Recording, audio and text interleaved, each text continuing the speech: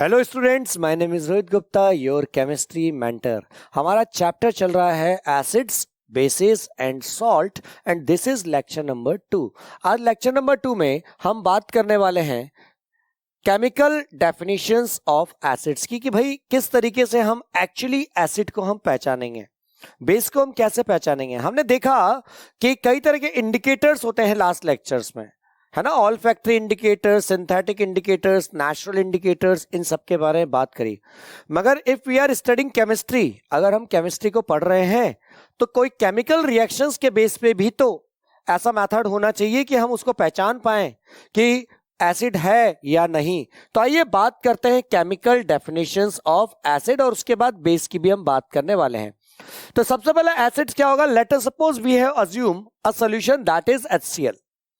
अब यहां पर एक्वस लिखा हुआ है, इसका मतलब यह है कि ये जो HCl है इसको वाटर में मिलाया गया है, ठीक है। तो यहां पर क्या हुआ, जब इस HCl को वाटर में मिलाया जाता है तो ये जो HCl होता है 2 आयंस में डिसोशिएट हो जाता है। एक आयन होता है H+ और दूसरा आयन होता है Cl-। इस तरीके से आयंस में क्या होता है, डिसोशिएट हो जाता है। देखो, स्प्लिट इनटू आयंस। आइए दूसरा एग्जांपल लेते हैं। जैसे H2SO4 लिया और अगर इसको हमने वाटर में मिलाया तो अगेन ये H2SO4 क्या हो जाएगा, आयंस में डिसोशिएट हो जाएगा।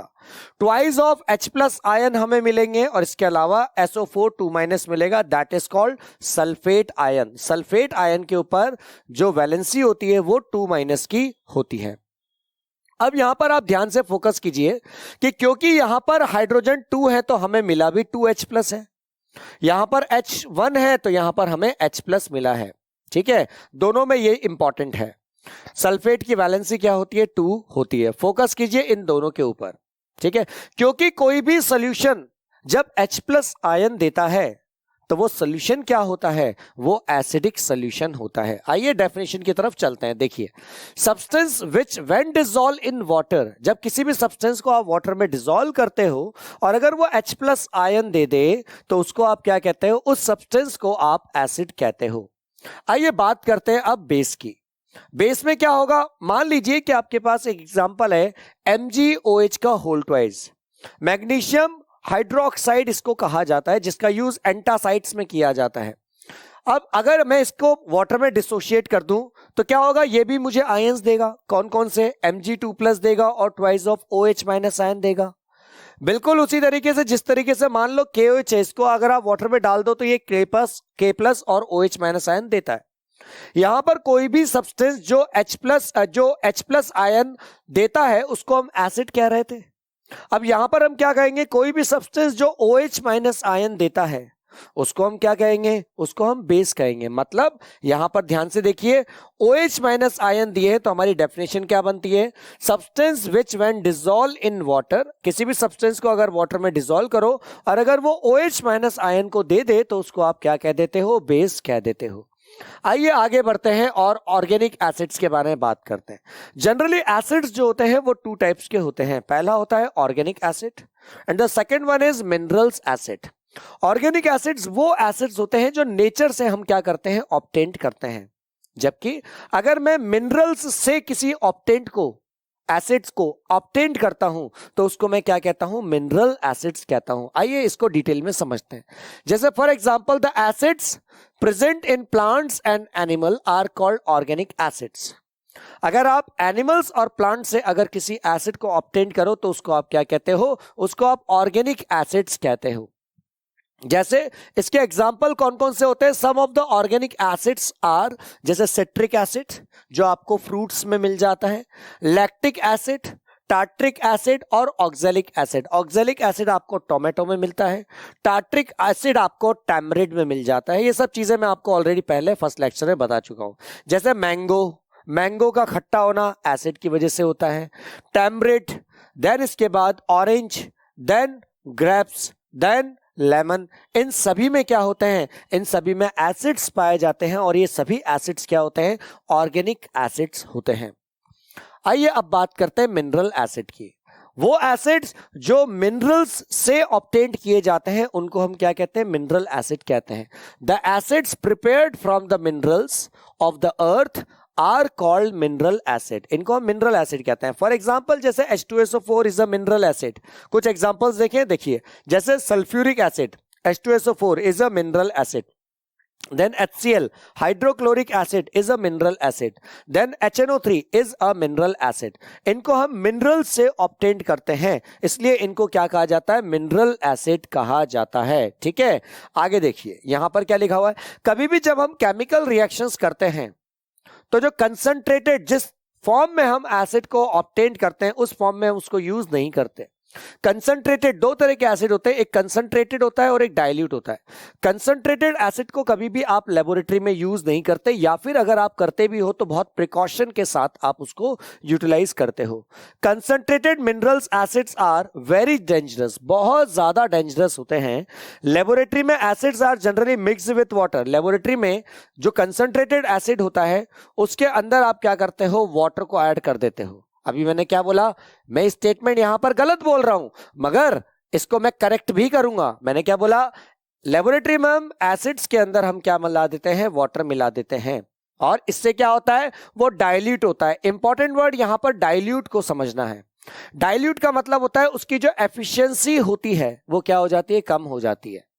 अब ध्यान रखना बच्चों, मैंने कहा था मैं स्टेटमेंट गलत बोल रहा हूं, इसका करेक्शन क्या है जो एग्जाम में आपसे पूछा जाता है कि कभी भी अगर किसी कंसंट्रेटेड एसिड को अगर आपको यूज करना है या उसको डाइल्यूट करना है तो कभी भी आप एसिड में वाटर नहीं मिलाओगे, स्प्लैशिंग हो जाएगी और उसकी जो छींटे हैं, उसकी जो ड्रॉप्स है वो आपकी स्किन के ऊपर गिरेगी तो वहां पर बर्न हो जाएगा। तो हमें करना क्या है, हमें लार्ज अमाउंट में वाटर लेना पड़ता है और जो कंसंट्रेटेड एसिड है उसको हमें ड्रॉप वाइज उस वाटर में डालना होता है, जिससे हमें डाइल्यूट एसिड मिलता है। ठीक है, तो याद रखें जब भी आप किसी कंसंट्रेटेड एसिड को अगर आप डाइल्यूट करते हो तो आपको क्या करना है, आपको कंसंट्रेटेड एसिड को drop wise large amount of water में डालना होगा।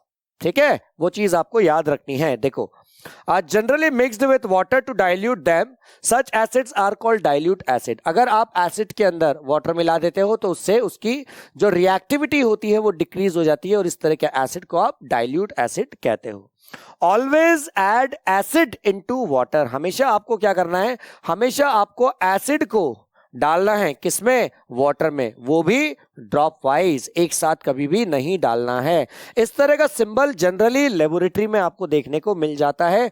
ये कंसंट्रेटेड एसिड्स होते हैं जो कि किसी भी चीज के ऊपर क्या करते हैं, नेगेटिव इंपैक्ट को डालने का काम करते हैं। आइए अब बात करते हैं कि भाई एसिड का क्लासिफिकेशन, उसके बाद कौन से स्ट्रॉन्ग एसिड होते हैं, कौन से हम वीक एसिड होते हैं, देन इसके बाद हम कुछ फिजिकल प्रॉपर्टीज ऑफ एसिड्स के बारे में बात करेंगे। सबसे पहले देखिए, अगर मैं एसिड्स को क्लासिफाई कर रहा हूं किस बेस पे, नंबर ऑफ H+ और OH- आयन के बेस पे, यानी कौन एसिड कितने H+ आयंस देता है या कौन बेस कितने OH- आयन देता है। सबसे पहला स्ट्रॉन्ग एसिड। स्ट्रॉन्ग एसिड वो एसिड होते हैं जो large number of H+ ion को डिसोशिएट करते हैं वाटर में, उनको हम क्या कहते हैं, स्ट्रॉन्ग एसिड कहते हैं। आइए बात करते हैं कुछ एग्जांपल्स की, ध्यान से देखिए, जैसे HCl, HNO3, H2SO4 all are the example of strong acids. जबकि अगर मैं वीक एसिड्स की बात करूं तो देखिए इसमें होगा क्या, पहले देख लीजिए कि मान लीजिए HCl को अगर आपने वाटर में डाला, ठीक है, तो क्या होगा, H+ और Cl- निकलेगा, यहां से ओनली 1 H+ आयन आपको मिलेगा। नेक्स्ट इसमें देखिए, all mineral acids are strong except carbonic acid. Carbonic acid क्या होता है, कार्बोनिक एसिड का बेटा फॉर्मूला होता है H2CO3, that is called carbonic acid. ये भी मिनरल एसिड होता है मगर वीक होता है। ठीक है, आगे देखिए, मान लीजिए अब वीक एसिड की बात करते हैं, तो भाई वीक एसिड क्या होता है, वीक एसिड वो होता है जो less number of H+ ion को डिसोशिएट करता है। जैसे for example, the acid which give less number of hydrogen ion in aqueous solution are called weak acid. इसको क्या कहा जाता है, वीक एसिड। एग्जांपल देखिए, जैसे CH3COOH, acetic acid, acetic acid, acetic acid is the example of weak acid. इसके अलावा आप H2CO3 भी बोल सकते हो, कार्बोनिक एसिड भी बोल सकते हो। ठीक है, क्लियर। तो ये एग्जाम्पल किसके होते हैं? वीक एसिड के एग्जाम्पल्स होते हैं। जैसे CH3COOH, अब यहां पर क्या होता है, आपको दिखते तो हैं 4H+ आयन, मगर यहां पर डिसोशिएट सिर्फ ये वाला H+ आयन होता है। क्यों? क्योंकि ये हाइड्रोजन इस ऑक्सीजन के साथ जुड़ा हुआ है और ऑक्सीजन जो है हाईली इलेक्ट्रोनेगेटिव होता है, तो ये हाइड्रोजन के इलेक्ट्रॉन को अपनी तरफ खींच लेता है और H+ आयन ये यहां से बाहर हो सकता है। तो देखिए क्या होता है, CH3COO- और H+ आपको यहां पर मिल जाता है। क्योंकि यहां पर सिर्फ only 1 H+ ion are present, तो इसलिए हम इसको क्या कहते हैं? वीक एसिड कहते हैं। जितने भी ऑर्गेनिक एसिड्स होते हैं वो सभी आपके क्या होते हैं? वीक एसिड्स होते हैं। The dilute solution of weak acids are quite safe to drink, यानी अगर आप जैसे कार्बोनिक एसिड, जैसे एरेटेड ड्रिंक्स होती है, कोल्ड ड्रिंक्स होती है, उनमें आप क्या करते हो, जो वीक एसिड्स होते हैं उनको आप डालते हो, जो कि पीने के भी काम में आते हैं। तो एरेटेड ड्रिंक्स में आप आसानी से वीक एसिड्स का क्या कर सकते हो? आप यूटिलाइजेशन कर सकते हो, और इसीलिए इनका जो यूज है वो फूड इंग्रेडिएंट की तरह इनका यूज होता है। ठीक है, आइए आगे बात करते हैं। अब कौन कौन सी प्रॉपर्टीज होती है एसिड की? इनमें पहली प्रॉपर्टी होती है, एसिड्स जो होते हैं वो सॉर टेस्ट के होते हैं। सॉर यानी खट्टे, एसिड्स जो होते हैं बेटा खट्टे होते हैं। सेकंड पॉइंट, एसिड जो होते हैं वो ब्लू लिटमस पेपर को किस में कन्वर्ट कर देते हैं? रेड लिटमस पेपर में कन्वर्ट कर देते हैं। इंपॉर्टेंट वर्ड, पहला सॉर टेस्ट होता है, दूसरा ब्लू लिटमस पेपर को किस में कन्वर्ट कर देता है? रेड लिटमस पेपर में कन्वर्ट कर देता है। ये एक्सपेरिमेंट हमने पहले भी आपको बताया था कि मान लीजिए आपने कंटेनर लिया, रेड पेपर को डाला, कुछ नहीं होगा, बट अगर आप ब्लू को डालेंगे तो वो किस में कन्वर्ट हो जाएगा? रेड में कन्वर्ट हो जाएगा। तो ये क्या है? ये सॉल्यूशन आपका एसिड है। ठीक है, इसके बाद आगे बात करते हैं। थर्ड पॉइंट, एसिड सॉल्यूशन में इलेक्ट्रिसिटी कंडक्ट होती है। क्यों? क्योंकि अगर आप किसी भी एसिड की बात कर रहे हो तो उसके अंदर आयंस जो होते हैं वो डिसोशिएट हो जाते हैं, और आयंस को कि डिसोशिएट होते हैं तो उसके अंदर क्या होती है? आपकी इलेक्ट्रिसिटी कंडक्ट होनी स्टार्ट हो जाती है।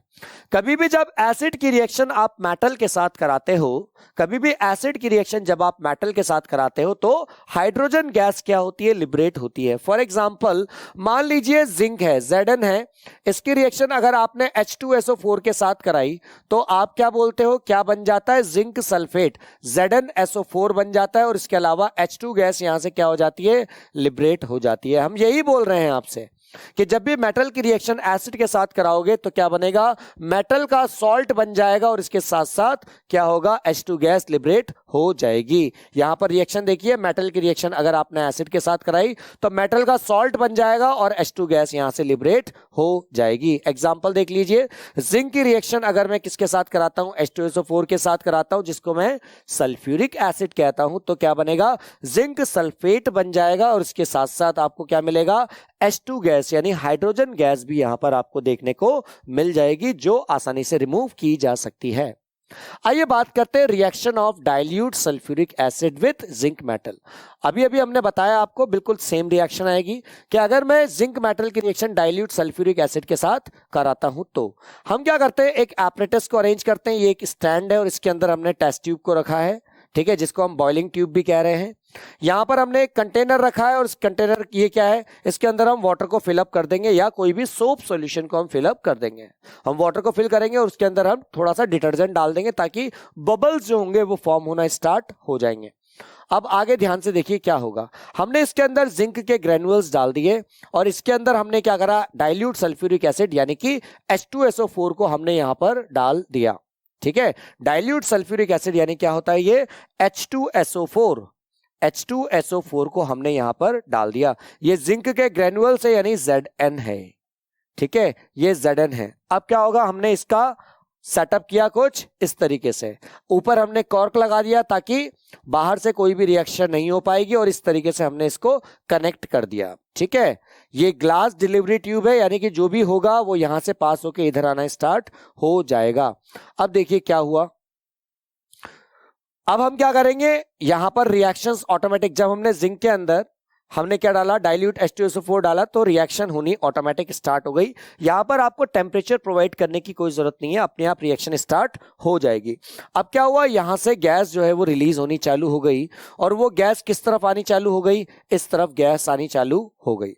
अब आप ध्यान से देखिएगा कि अगर मैं इस गैस के पास अगर मैं जलती हुई मोमबत्ती रख देता हूं तो क्या होगा, वहां पर पॉपिंग साउंड जो है वो क्रिएट होना स्टार्ट हो जाएगा। अभी तो रिएक्शन चल रही है। आफ्टर दिस क्या हुआ, यहां पर जो बबल्स फॉर्म हो रहे हैं, यहां से जो बबल्स फॉर्म हो रहे हैं, इन बबल्स के अंदर क्या है, इस बबल्स के अंदर हाइड्रोजन गैस है।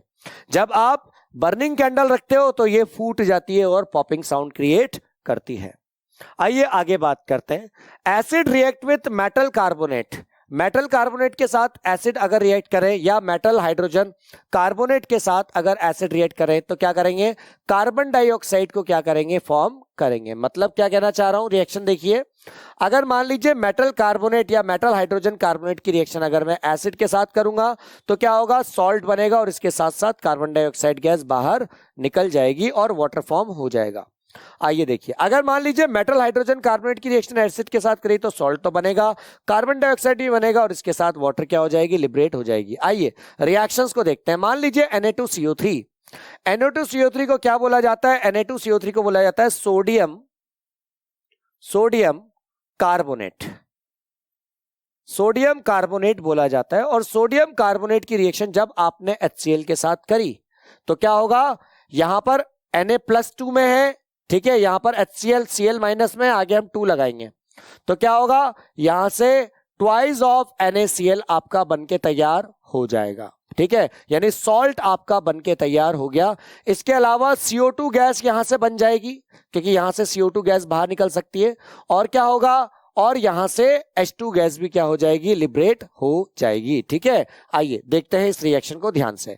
देखिए Na2CO3 की रिएक्शन अगर मैं HCl के साथ करता हूं, इसको सोडियम कार्बोनेट बोला जाता है, इसको हाइड्रोक्लोरिक एसिड कहा जाता है। तो क्या होगा, NaCl बनेगा, ठीक है, इसके अलावा CO2 बनेगा और वाटर बन जाएगा। रिएक्शन को बैलेंस करनी है, रिएक्शन अभी बैलेंस नहीं है तो क्या होगा, यहां पर रिएक्शन को बैलेंस करने में क्योंकि Na2 है तो हमें आगे क्या लगाना पड़ेगा, यहां पर 2 लगाना पड़ेगा। ठीक है, अब ध्यान से देखिए, क्लोरीन कितने हुए, 2 हो गए, क्योंकि क्लोरीन यहां 2 है तो हमें यहां पर भी क्या लगाना पड़ेगा, 2 लगाना पड़ेगा। ठीक है, तो इस तरीके से हम रिएक्शन को क्या कर सकते हैं, बैलेंस कर सकते हैं। देखिए यहां पर 2 लग गया, रिएक्शन आपकी बैलेंस हो गई। अब यहां पर है sodium hydrogen carbonate. Sodium hydrogen carbonate की रिएक्शन जब आप HCl के साथ करोगे तो क्या होगा, अगेन वापस सॉल्ट बनेगा। ठीक है, वापस सॉल्ट बनेगा NaCl का, CO2 गैस लिबरेट हो जाएगी और यहां से क्या होगा, वाटर आपका फॉर्म हो जाएगा। रिएक्शन को वापस आप क्या कर सकते हो, बैलेंस आप आसानी से कर सकते हो अगर ये रिएक्शन बैलेंस नहीं है तो। The carbon dioxide gas is formed into the form of brisk efference, the rapid escape of small bubbles of gas from the liquid। अब क्या होता है, CO2 गैस की क्या प्रॉपर्टी होती है, कलरलेस गैस होती है, ऑर्डरलेस गैस होती है। लाइम वाटर को क्या कर देती है, मिल्की कर देती है। फायर एक्सटिंग्विशर में इसका यूज किया जाता है। तो ये सब प्रॉपर्टीज आपको याद होनी चाहिए। If excess of carbon dioxide gas is passed through lime water, अब क्या होगा, ध्यान से समझिएगा क्योंकि ये क्वेश्चन भी एग्जाम में पूछा जाता है और एनसीईआरटी के बीच में से ये क्वेश्चन है। If excess of carbon dioxide gas is passed through lime water CaO होता है, इसके अंदर आपने लार्ज अमाउंट में आपने CO2 गैस को पास कर दिया तो आपको जो मिल्की कलर है वो क्या हो जाएगा, then the white precipitate formed first dissolve due to the formation of a soluble salt calcium hydrogen carbonate बन जाएगा और क्या हो जाएगा, वापस वो सॉल्यूशन आपका क्लियर हो जाएगा। मतलब ये आपका एक क्लियर लाइम वाटर है।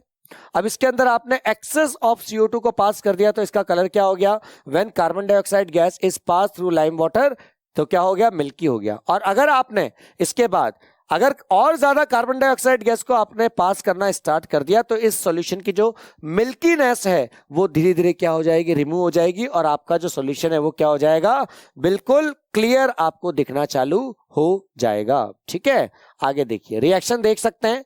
CaOH का होल ट्वाइस की रिएक्शन जब CO2 के साथ करेंगे तो क्या बनता है, यहां पर कैल्शियम कार्बोनेट बन जाता है। ध्यान से देखिए, कैल्शियम कार्बोनेट बन गया, वाटर यहां पर बन गया। ठीक है, ये आपका बनकर रेडी हो गया। अब मान लीजिए इस कैल्शियम कार्बोनेट में और ज्यादा आप कार्बन डाइऑक्साइड गैस को पास करते चले जा रहे हो in the presence of water तो क्या होगा, तो यहां पर आपका जो बनके तैयार हो जाएगा सॉल्यूशन वो क्या होगा, CaHCO3 का होल ट्वाइस यानी कैल्शियम हाइड्रोजन कार्बोनेट बन के तैयार हो जाएगा, जो कि वाटर में क्या होता है बच्चों, सॉल्युबल होता है, यानी कि ये आसानी से वाटर में सॉल्युबल हो जाएगा। ठीक है। Acid react with base, acid जब भी बेस के साथ रिएक्ट करेगा तो क्या बनाएगा, न्यूट्रल एक सब्सटेंस को फॉर्म कर लेगा, यानी कि सॉल्ट बना लेगा, हमेशा सॉल्ट बनाएगा और इसके साथ साथ वाटर बन जाएगा। इस तरह की रिएक्शन को आप क्या कहते हो, इस तरह की रिएक्शन को आप न्यूट्रलाइजेशन रिएक्शन कहते हो, जिसमें एसिड बेस के साथ रिएक्ट करता है और एक न्यूट्रल प्रोडक्ट को फॉर्म करता है, उसको हम क्या कहते हैं, न्यूट्रलाइजेशन रिएक्शन कहते हैं। मतलब एसिड की रिएक्शन अगर आपने बेस के साथ करी, सॉल्ट और वाटर बन जाएगा। एग्जांपल देख लो, NaOH एक बेस है, HCl एक एसिड है, रिएक्शन करेंगे NaCl बनेगा जो कि एक सॉल्ट होता है और H2O बन जाएगा जो कि एक वाटर होता है। NaOH को आप सोडियम हाइड्रोक्साइड कहते हो, HCl को आप हाइड्रोक्लोरिक एसिड कहते हो, NaCl जो है इसको सोडियम क्लोराइड कहते हो जो कि एक सॉल्ट होता है और वाटर होता है। एसिड की रिएक्शन अगर आप मेटल ऑक्साइड के साथ कर देते हो तो क्या बनता है, सॉल्ट बन जाता है और वाटर बन जाता है। इसलिए जो मेटेलिक ऑक्साइड्स होते हैं उनको हम बेसिक ऑक्साइड्स कहते हैं। क्या कहते हैं इसको हम, मेटेलिक ऑक्साइड को हम बेसिक ऑक्साइड्स कहते हैं, और जो नॉन मेटेलिक ऑक्साइड्स होते हैं वो एसिडिक ऑक्साइड्स कहलाते हैं। मेटल ऑक्साइड की रिएक्शन अगर आप किसके साथ कर रहे हो, एसिड के साथ, तो क्या बन रहा है, सॉल्ट बन रहा है और इसके साथ साथ वाटर बन रहा है। रिएक्शन देख लीजिए, कोई भी मेटल का ऑक्साइड ले लीजिए, जैसे हमने कॉपर ऑक्साइड लिया, और कॉपर ऑक्साइड की रिएक्शन अगर मैंने HCl यानी एसिड के साथ कर दी तो क्या बन जाएगा, CuCl2 बन जाएगा। क्या बनेगा, इसको हम कॉपर सेकंड ऑक्साइड कहते हैं, हाइड्रोक्लोरिक एसिड कहते हैं। CuCl2 यानी कॉपर क्लोराइड बन गया और वाटर यहां पर फॉर्म हो गया, कॉपर सेकंड क्लोराइड। क्यों, क्योंकि इसकी वैलेंसी कॉपर की कितनी है, यहां पर +2 है, इसलिए सेकंड आया है और ये वाटर बन गया। रिएक्शन को बैलेंस आप आसानी से कर सकते हो, एक एक एलिमेंट को आप आसानी से चेक कर सकते हो। वहां पे हाइड्रोजन है 1 है, यहाँ पे 2 है, इसलिए आप आगे क्या लगाओगे, 2 लगाओगे, रिएक्शन बैलेंस। यहाँ पे क्लोरीन 2 हो गया, क्लोरीन 2, कॉपर 1, ऑक्सीजन कितना हो गया, वहां पर 1 है, यहां पर भी 1 है। ठीक है, तो ये रिएक्शन आपकी क्या हो गई, बैलेंस हो गई। इस तरीके से आप आसानी से इसको बैलेंस कर सकते हो। आगे देखिए, acids have corrosive nature. Corrosive का मतलब आपकी स्किन के ऊपर क्या करता है, ये नेगेटिव इंपैक्ट को डालने का काम करता है। यानी कई एसिड्स आपकी स्किन के ऊपर जब टच होते हैं तो आपका वहां ब्लैक कलर के स्पॉट्स होना चालू हो जाते हैं। इसके अलावा आपकी जो बॉडी है या आपकी बॉडी के ऊपर नेगेटिव इंपैक्ट भी पड़ सकता है, आपको बर्न कर सकते हैं ये acid. The mineral acid causes severe burns on the skin and attack, और किसके ऊपर अटैक कर सकते हैं, and eat up materials like cloth, wood, metal structures and stone work, so they are said to be, इनको क्या कहा जाता है, कोरोसिव कहा जाता है। आपने देखा होगा ताजमहल जब बनाया गया था तो बिल्कुल व्हाइट कलर का था, अभी वो क्या होती है, येलोइश कलर का होता चला जा रहा है। क्यों, क्योंकि जो एसिड रेन होती है उसमें एसिड का कंटेंट क्या होता है ज्यादा, जिसकी वजह से उसकी जो व्हाइटनेस है वो धीरे धीरे क्या होती जा रही है, रिमूव होती चली जा रही है, इसलिए उसको मेंटेन किया जाता है। आइए बात करते हैं आगे।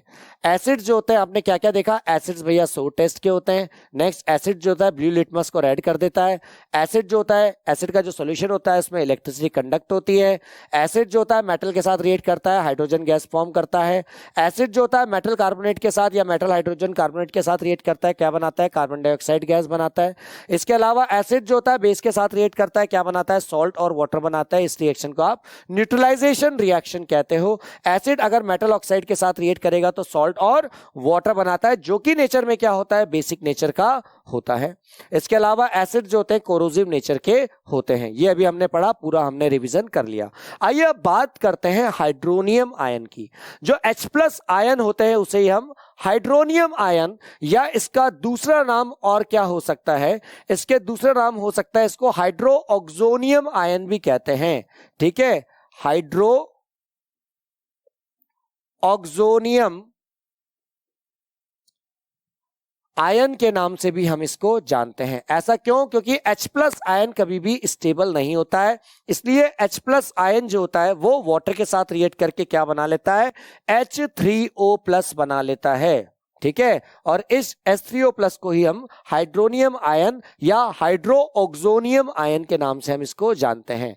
सबसे पहले देखिए, what do all acids have in common. सभी एसिड्स में क्या कॉमन होता है कि सभी एसिड्स को जब आप पानी में मिलाते हो तो वो क्या करते हैं, H+ आयन को देना स्टार्ट कर देते हैं। जैसे एसिड्स है, आपने इस एसिड को नीचे मिलाया तो H+ और Cl- आयन में डिसोशिएट हो गया। इसके बाद इसको हमने मिलाया तो ये भी H+ आयन और Cl- में, इसको मिलाया तो ये भी क्या हो गया, H+ आयन और Cl- आयन में डिसोशिएट हो गया। कॉमन बात क्या है कि ये सभी जो एसिड्स है ये H+ आयन को दे रहे हैं। ठीक है, ये सभी क्या दे रहे हैं, इस सॉल्यूशन में मूव कर रहे हैं और H+ आयन को दे रहे हैं। यानी HCl को वाटर में मिलाओगे H+ आयन और Cl- आयन देगा। मगर ये जो H+ आयन है, ये H+ आयन स्टेबल नहीं है, इसलिए ये वाटर के साथ कर लेता है रिएक्ट और बना लेता है H3O+, जिसको हम हाइड्रोनियम आयन या इसको हाइड्रोऑक्सोनियम आयन कहते हैं। Separation of HCl into H+ Cl- ions will be possible in presence of water. बिल्कुल, the process is termed as ionisation. क्यों, क्योंकि हमने आयंस में इनको क्या कर दिया है, ब्रेक कर दिया है। अब H+ आयन जो कि एक अनस्टेबल आयन है, वो वाटर के साथ रिएक्ट करके क्या बना लेगा, H3O+ बना लेगा, और इसी H3O+ को आप क्या कहते हो, हाइड्रोनियम आयन या हाइड्रोऑक्सोनियम आयन कहते हो।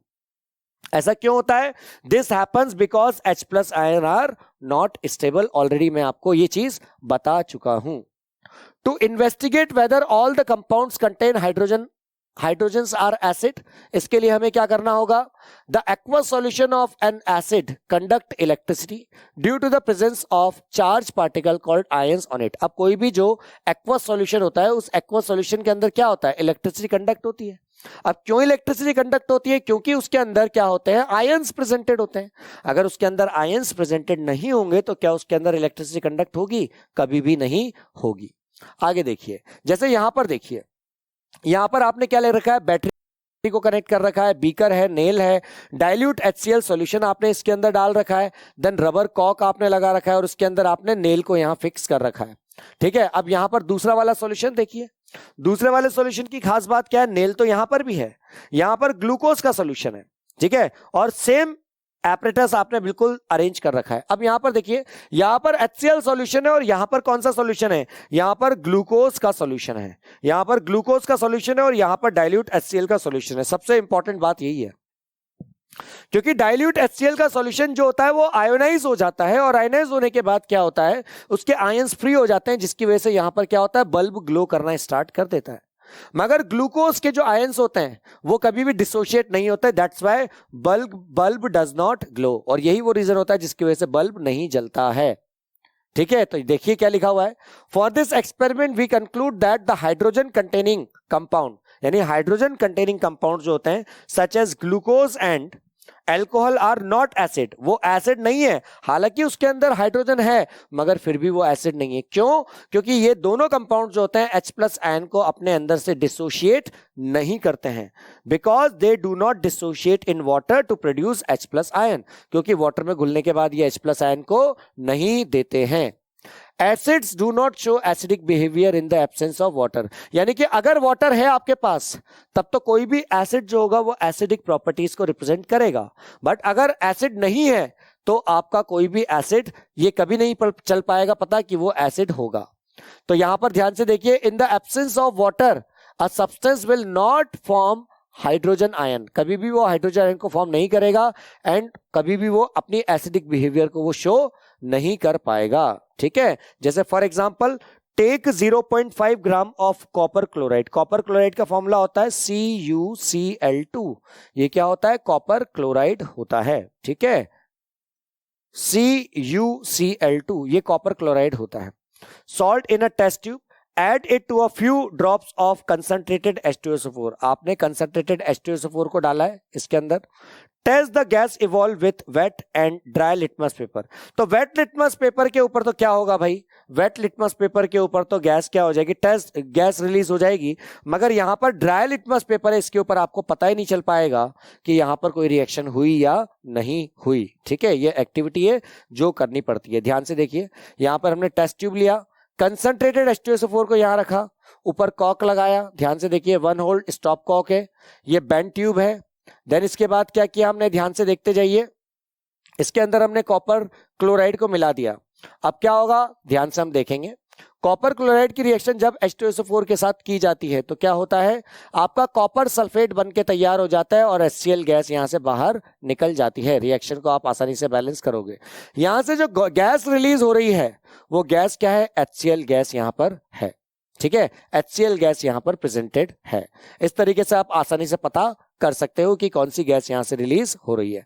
अब मैंने इसके पास क्या करा, ड्राई लिटमस पेपर को रखा, ब्लू कलर का ड्राई लिटमस पेपर को मैंने रखा, तो देखा मैंने यहां पर कोई चेंजेस नहीं देखने को मिल रहा है, क्योंकि आपका जो लिटमस पेपर है वो कैसा है, ड्राई लिटमस पेपर है।